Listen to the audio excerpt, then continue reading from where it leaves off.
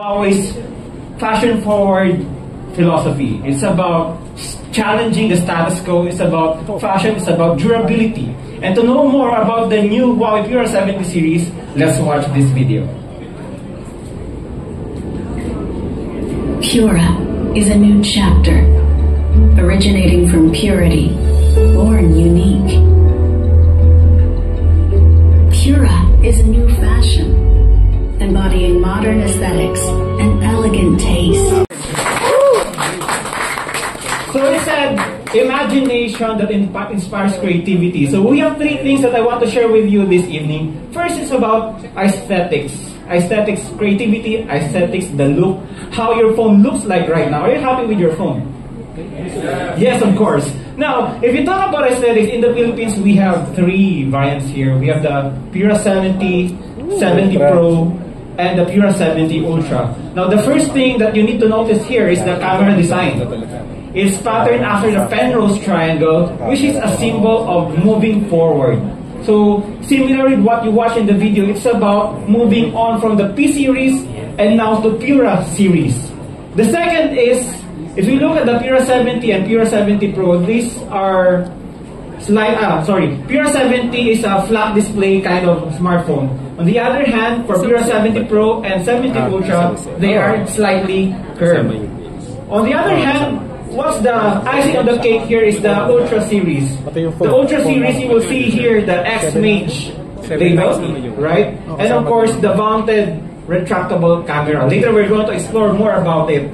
So, aside from that, for the Ultra variant, this is made of vegan leather. And the vegan leather material, if you see the, can we have a close-up of the camera? On the lines here, for every 1 centimeter width of this particular product, of the sleeve, you see the 30 fine lines right here. In the production of Huawei, they had to replace the mold every single day of the production just to make sure that we will be able to give the same quality, the same standard in all Ultra series. So that's the beauty of Huawei Pura 70 Ultra. Now, let's talk about aesthetics. I'll go to something that's more, I think my most favorite part actually is about photography. Now, if you talk about photography, a lot of times, when you say smartphone photography, it's synonymous to the Huawei brand, correct? When you say a good camera shot, it's Huawei.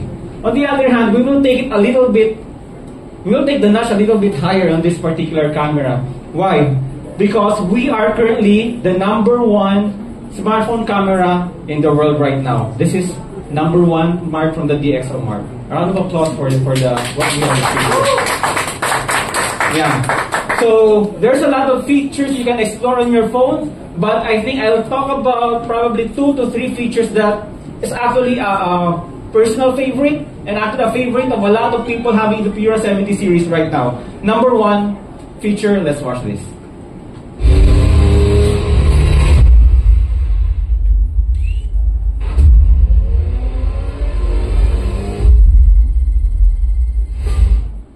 Yeah, so very fast.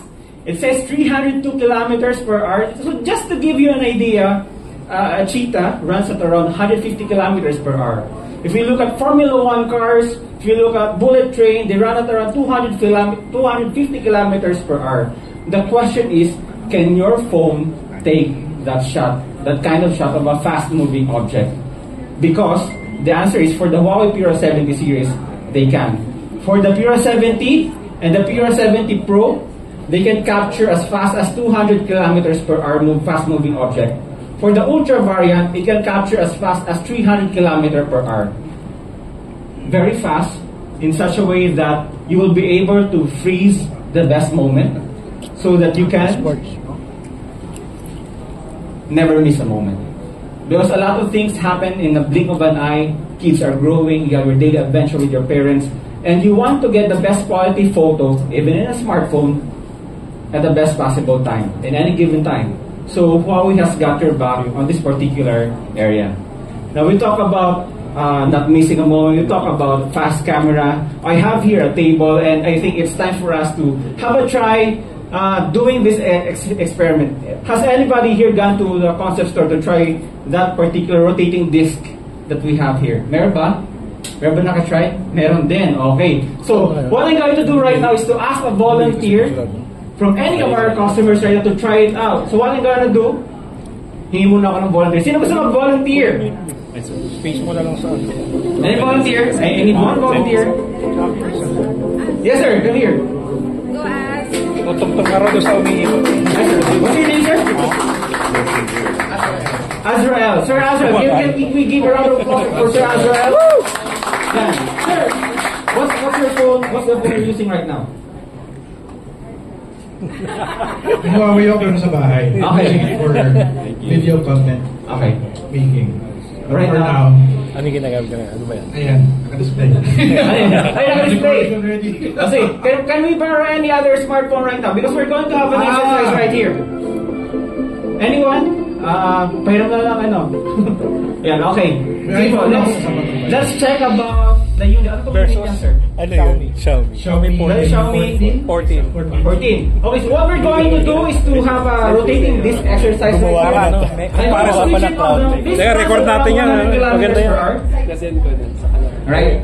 So ang gagawin natin muna, si sir muna mag-take ng shot. I'm going to switch this to the fastest speed possible for our, so it's taking some time to bumibuelo lang siya, but let's test. Yes, let's test your phone right now kung gaano kabilis o gaano kalinaw ang kanya maging shot. So sir, take it away. Sure. Yeah. Okay. You can show the result to our cameraman right there. Medyo blurry siya. Alright. Okay. Alright. Thank you, sir. So what I will do right now is to use our Pura 70 series. Right. Ibaba ko muna yung cleaner ko para mas ano. So I'll just switch this on. Use the camera. Go to snapshot. So always remember, now that you have your Pura 70 phone, example, you're riding a bus or in the car and you want to shoot something, fast-moving object, always set to snapshot. Kasi pag sa regular shot, it's different. So put it in snapshot. So now, it's fast-moving. You see it now? Set mo na ano, set mo shutter priority. I'm gonna take one. And you see it right there on the screen. So very clear at this particular speed. And so thank you very much, sir, for volunteering. Thank you, sir. Let's give him a round of applause. So that's the number one feature that snapshot on our camera. Now, okay, so I'll go back to my slides now. So we tried about the high-speed capability of our Pura series. Let's now move on to the next. It's not only about the fast, the big, but also about the small things. And the second particular feature of your Huawei Pura 70 series is about the super macro camera. So as you can see here, the camera that we have right now, the Pure 70 Ultra, can go for a maximum 35 times macro zoom and 5 cm minimum focus. In the P60, 10 cm po. But dito sa ating Pure 70 series, it can go better to 5 cm. Now, let's check how strong or how close can we make a shot on this. I'm gonna need another volunteer right now. I need another volunteer for our macro shot exercise. Yan. Volunteer, please. Go na. Maski sino po. Ibang po naman. Yeah. Because you're very much, well, they're looking for a volunteer. You know, every one of us has gone through a science experiment, and alam natin when it comes to this kind of, let's give her a round of applause. Hi ma'am, what's your name? Monica. Miss Monica. Miss Monica, what's the phone you're using right now? Para kita. iPhone. Okay, so what we're going to do right now, so we have here a specimen. It's a cauliflower, right? So what I want you to do right now is to take out your phone, ma'am, and take a shot, the most close-up shot that you can get for this particular specimen. I'll just get my phone. Okay, sige po.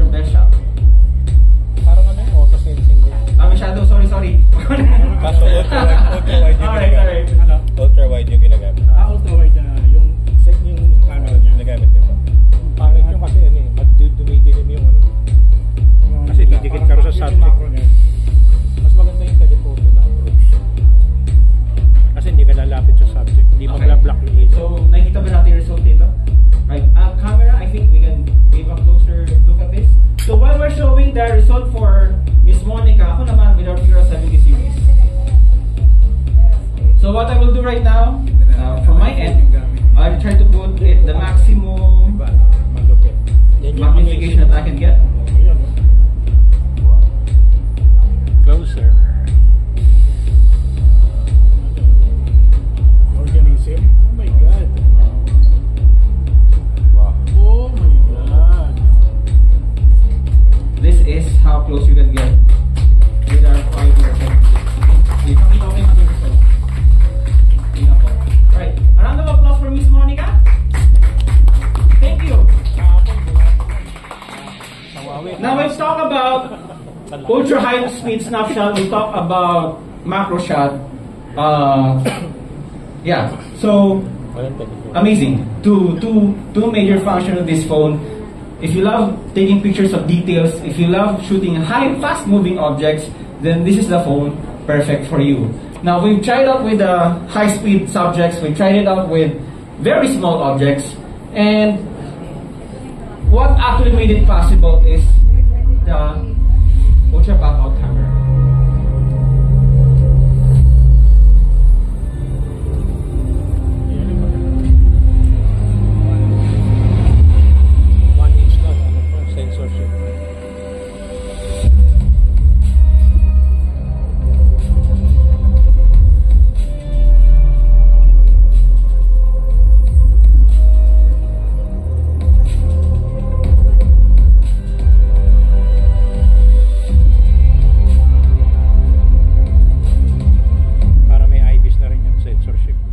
So for the Pura 70 Ultra series, we have here the ultra lighting pop-out camera. So if you look at I'll go closer to the cameraman. If you switch on the camera, yeah, you will see it opens right there. Now, why? Because let me go back to my slide, please. If you look at the camera sensor that we have, we're using 1-inch camera sensor. Hindi lang to decor kasi this has a purpose why it is retractable. Now, if you talk about 1-inch camera sensor, you need a big phone also to contain it. Now, for us to be able to achieve the quality of picture that we have, Huawei decided to have a retractable camera so that it will not compromise on the weight or on the thinness. Now, I share with you about the camera that we have right now. You might be asking, matibay ba to? Hindi ba ito mabasag or what? I'll give you some experiments on this. Number one, it's closed right now. What I'm going to do is to open the camera and block it. Okay. So when I block it, it simply shows camera error. Check whether the camera is obstructed and try again. So you can just retry and it will open. It's fine. Now, number two, I block it. Number two, I'm going to push it back. If I push it back, it's okay also. It will just pop out again, right? So I've shown here in the PowerPoint. It has a retraction times of 300,000 times. So in average, you can run around 6-7 years without having any problem before you need any maintenance for your phone. And to top all of that, notice here, it's open. You see it? It's open. What I'm going to do right now is to drop the phone here. Drop this. What did you see? What did you notice? Did anyone notice something? Steady pa rin siya. Steady pa rin ba? Steady, Yeah. and it closed, it retracted. So if you're using your camera and you're trying right now you accidentally Protection. lose the grip of your camera, the camera will automatically retract back to safety. So that's the added feature of this one. So that's it for the camera of our Huawei smartphone. Now we'll talk about, let me go back to the slide. We'll talk about photography already. So we have the super snapshot, macro shot. We've tested the durability of the camera. And one thing also that you need to understand is the experience, the powerful flagship experience in a Huawei phone. Earlier, I dropped the phone. I'm confident about it because here, right now, the Pura 70 Ultra series that you're using is now has second generation Kunlun glass.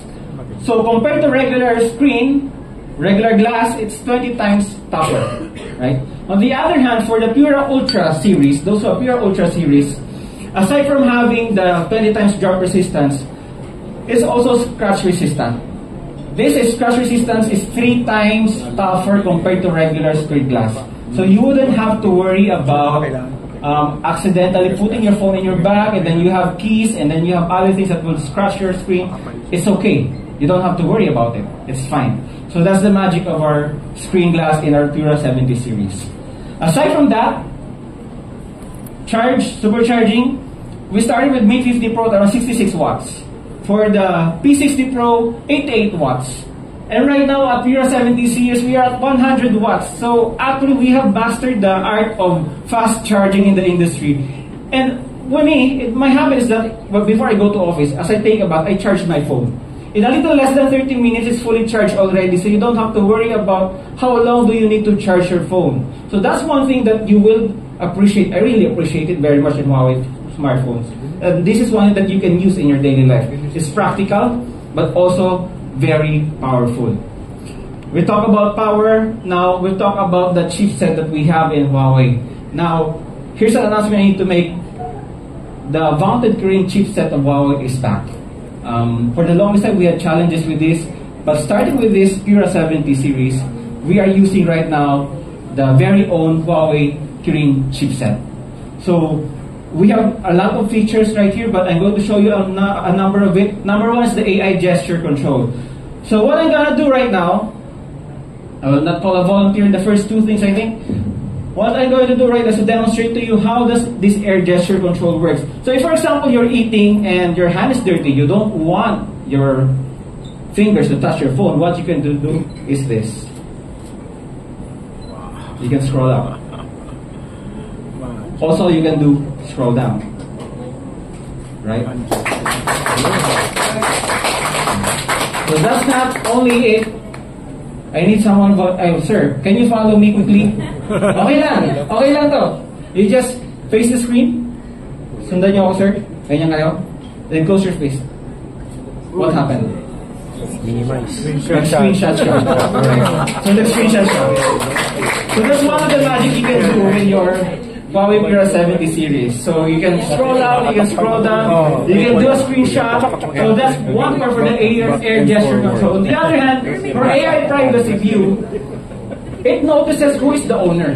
If you're the owner and there is a notification, the message will also show. On the other hand, if there's another person, may marites who wants to look at your phone, the message will not show. Alright? So they will just be able to see that there's one notification, that's it. But if you're the owner, you will see everything in the notification. Another thing is the interactive themes. With the interactive themes, I just want to simply put here that if, for example, you're bored, you want to do something while waiting, what we can do right now is try to play something with it. Sir, go ulit. Ask you to look up, look down, look up, look down. Yeah, so if you see it, it follows your eyes. So that's another feature of our interactive things. There are other options in the Huawei Pura 70, so feel free to play around your unit once you get home, or because I'm very excited about this particular unit. So those are the things that we're able to do with our MUI 14.2 software. It's powered by our Kirin chipset, right? So again, we've talked about aesthetics, we've talked about photography, we've talked about experience. What you have in your hand right now is not only about beauty, but durable, powerful device. And I want you to enjoy it, and I want you to not be constricted by the limits of things. I want you to explore and go beyond your limits. So again, thank you very much. My name is Jay, and have a good evening. I was so impressed by those reviews, knowing that even photographers have already tested those out on their shoots. Also, what amazed me about is the unique design from the camera. Para siyang forward button and the forward symbol. And now, they recently tapped me to try out and test it sa mga shoots ko. So, before that, my impressions are, for the Pura 70 Pro is really on the standard kasi when I got the phone, sobrang na-feel ko yung pagka-premium niya. And when it comes to the material uses and the overall design, sobrang on-fleek yung design ng phone. And so, one thing na curious ako about is the camera. Knowing the upgrades and the specs improvements made me realize na magiging versatile ito, and it can cater my creative needs and also for all of you guys. And that being said, I brought this phone to the studio to test out. And alright. So, here's the first set I did. This is one of my studio shoots. This was shot in a portrait mode using the Huawei P70 Pro. I am very detailed and OC when it comes to lighting the subject ko, especially pag may mga parts na kailangan i-highlight, just like this one. So, in the photos, I only have one angle of light, which was placed right here, dito sa side niya. And also highlighting the angles na she is very confident about, just like this one. So, since ito yung side na very confident siya, aside from these shadows I created, meron din ditong simple highlights na nilagay ko, which na-achieve ng Huawei P70 Pro. So, I take 3 kinds of shots. So, this one is the portrait mode ×1. Next is the portrait mode ×2. And also, sobrang na-inlove ako on how nicely cropped yung 3.5. I wasn't expecting this na sobrang walang distortion or any distortion sa face ng subject ko. So, I also tips for everyone. Remember that shadow plays a very vital role sa mga photos. And it may be a soft shadows, light shadows, hard shadows, or any form of shadows. Some will say na dapat maganda yung light, madami, para sasabihin nila, dapat madami yung ilalatag natin na light para mas maganda yung creative impact sa photos, which is yan yung isang mistake na na-learn out ko. Okay. So, as time goes by, I'm a current fan of Korean creatives, just like Vogue Korea, Vogue Japan, and kasi when you see their photos, sobrang well-lit yung shots nila. They have directions ng photos na very on point. But sa isang behind the scenes na nakita ko from Korean Vogue magazines, nag-share yung director doon about the perspective nila when it comes to directing the light. They usually start with full-on blast light. Lahat ng light naka-full-on blast yan. And they put it on the different angles, just like the hair light, the key light, the backlight, the light textures if needed, and also the other light fillers for the face. And then doon nila bina-minus out na lang nila yung light by using the black platforms or yung mga black reflectors natin, and slowly adjusting the lights of every source. Okay, next one. So this is just a different set naman, but I used here 2 lights. The other light is in this side, and the other light is here. Pero soft shadows lang din. Para soft lang yung light dito, para I can create shadows din sa face part niya. Para may contour, mga ganun, and ma-highlight yung makeup niya. Still, I am using the portrait mode of Huawei P70 Pro, 2 times yung zoom na to. Okay, another thing that impressed me about is the phone's snapshot. Mahilig ako mag-burst shot for models, especially when I wanted to do an action shoots, like moving the hair in directions, or maybe body movements, just like this one, the hair details, body movements, and the hands. So here, as you can see, the photos may movement ng hair, and the details, wala siyang masyadong blurry, na-capture na yung pag-fly away ng hair details niya. Kasi since I noticed na sobrang mabilis yung catch-up ng shutter mode ng Huawei P70 Pro. And every tap I made is so satisfying, and most of my shots are clear, very detailed, and just like this one. So, when it comes to camera's quality naman, one thing I observed is the focusing sensor. Here's a creative mirror shot I took, and kahit I have a double appearance ng subject ko sa frame, hindi pa rin na-out-focus yung isang parang reflective subject ko. So, ito yung original, and then ito mirrored to. So, kahit dalawa yung appearance sa subject, nakaka-capture pa rin ni P70 Pro yung subject ko without other blurring details. Okay. And another set of photos here. The details are very on point. On the third picture, actually, that was the same shot for this. Mas closer lang siya sa face. And makikita niyo pa rin yung details niya is, nandyan pa din yung texture ng skin niya, and also yung pilik mata and all. So, another one that amazed me about the power of the camera of this phone is the flash photography. So since flash photography is also what I do, and I tried it also dito sa phone. Itong tennis court na to, kung saan kami nag-shoot, is off lahat ng light. Gabi na to, wala akong light source na iba, kundi yung flash lang ng camera na to. And which leads me to another set. And kahit I use the flash of this camera, sobrang adaptive niya pa rin sa skin tone ng subject ko. And to tell you guys, walang post-processing lahat ng pinakita kong photos, straight out of the camera siya using this phone. The color accuracy ng photos, wala akong masabi, sobrang on point din. True to life color accuracy. And sorry.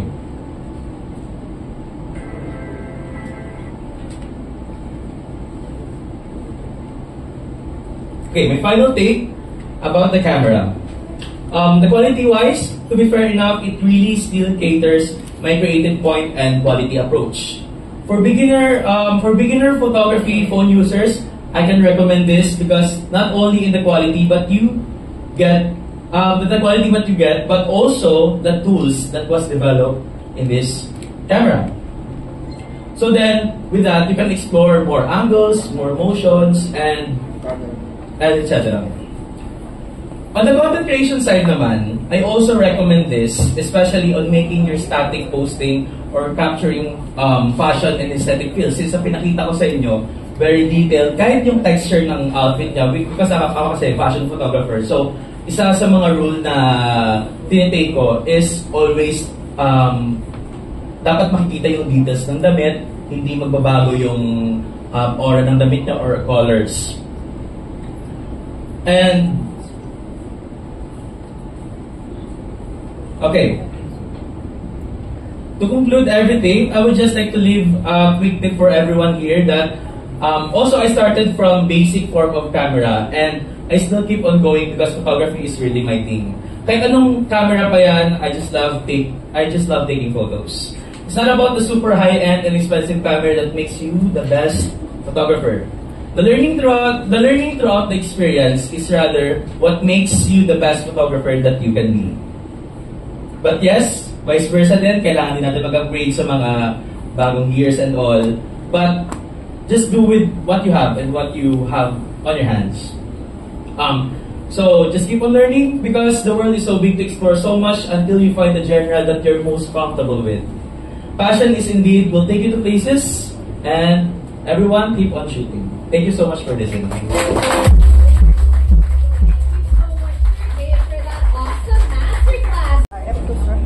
What short? Say your names. Hi, I'm Ted Claudio from WhatsApp.ph. So I just like to ask your opinion comparing because since you are to fashion and portraiture, how is the bokeh quality of the Pura 70 compared to like a typical mirrorless or SLR camera? SLR cameras. So with this one, almost nagiging same na sila ng mga mirrorless camera. But still, with the Huawei Pure70 Pro, mas nakikita ko mas malinis na yung pagkakabokeh niya. And very on point lahat ng mga focusing. Kasi merong ibang mga bokeh effects na medyo tumatama pa din sa hair, which is very annoying din minsan, di ba? So, ayun, very detailed siya. Very on point yung mga focusing niya and bokeh. What's your favorite lens among the lenses that it has for portraiture? The portrait mode. The 3.5 times na zoom. Kasi very siya parang very DSLR vibe siya. And maganda din yung quality niya. Thank you. Thank you po. Do we have time for one more question? Who else has questions?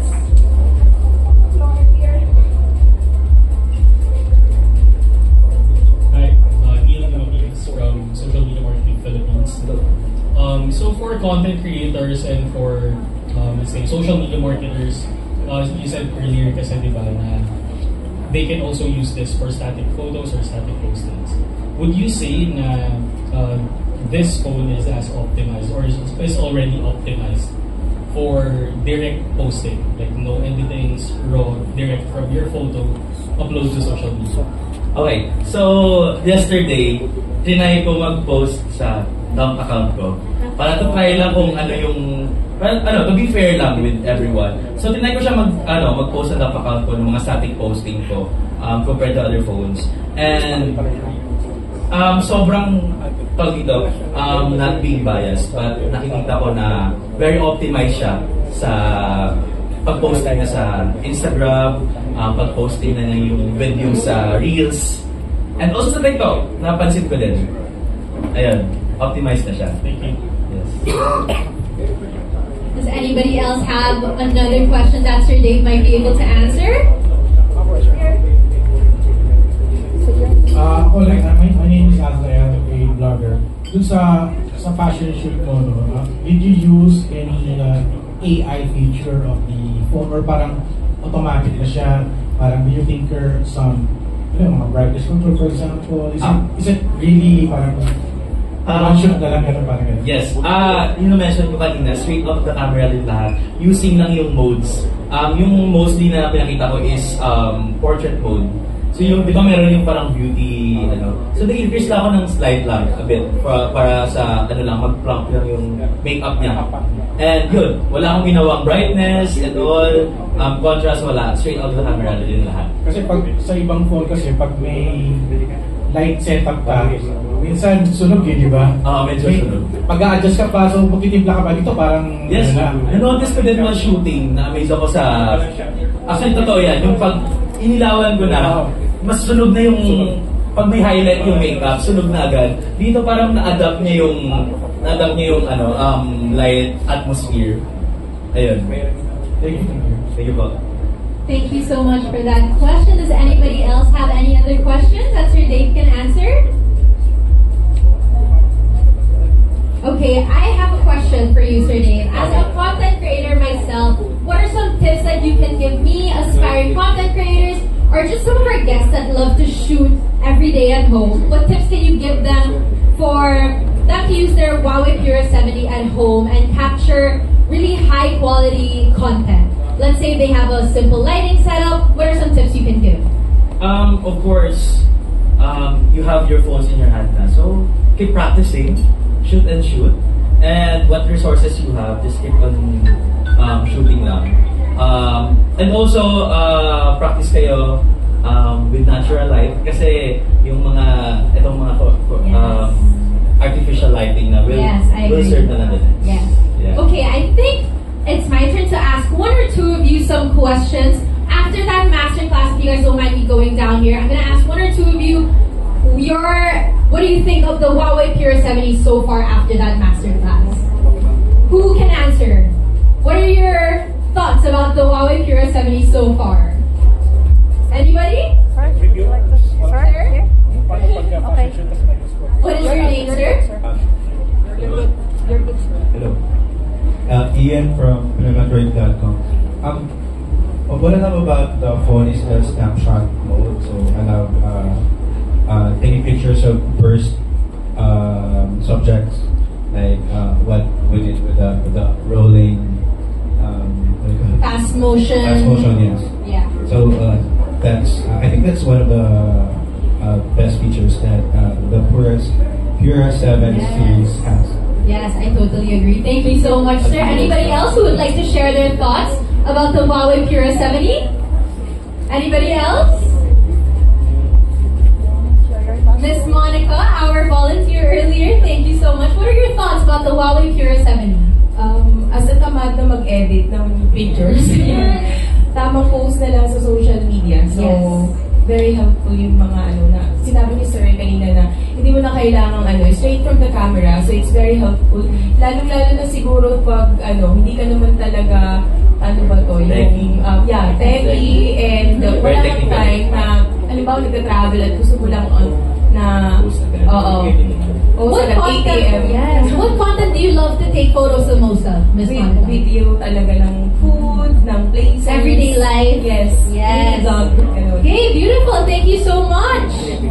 As a content creator myself, I do a lot of videos of makeup, fashion, beauty, and lifestyle today. So I think it's so important that we have a phone that really captures the true color, true lighting, and the details of our face, of our OOTDs, of our everyday life. Thank you so much, Sir Dave, for for giving us your beautiful masterclass. That was phenomenal. So you shared our pure gold, or might I say, Pura Gold, and I can't wait to start experimenting with my Pura 70. So how are you guys feeling after that masterclass? Can I hear some energy from you guys?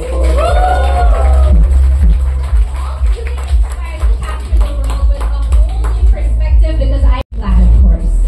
But the excitement doesn't stop there. We have even more amazing opportunities to take your mobile photography journey to the next level. First up, we're thrilled to announce a special event raffle. A lucky few